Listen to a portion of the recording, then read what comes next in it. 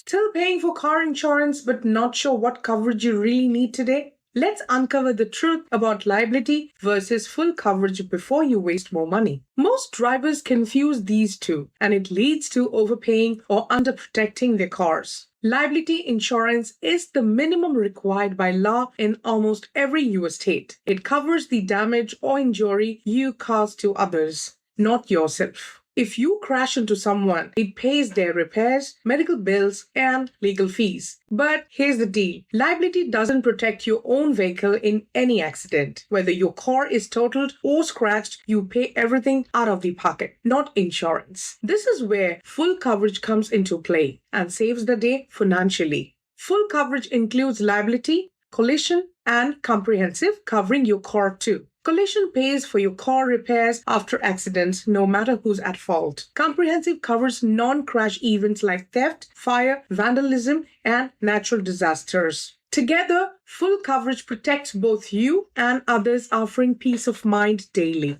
However, full coverage is more expensive, often twice the price of liability only. On an average, liability costs $600 yearly, while full coverage climbs to around $1,500. So, when should you choose full coverage over liability-only insurance for your car? If your car is new, leased, or financed, full coverage is often required. It's also smart if your area has high crime, bad weather, or accident risk. If your vehicle is worth more than $5,000, full coverage is a smart move. But if your car is older and fully paid off, liability could be enough. Especially when your car's market value is under $3,000, full coverage makes less sense. Why pay more to insure something that's nearly worthless in a total loss? That's where liability-only insurance shines. Legal, simple, and way more affordable monthly. But beware. It doesn't protect your car, theft, or storm damage either. If someone hits you and they're uninsured, your own car won't be covered. You'll be stuck paying thousands unless you buy optional uninsured motorist coverage too.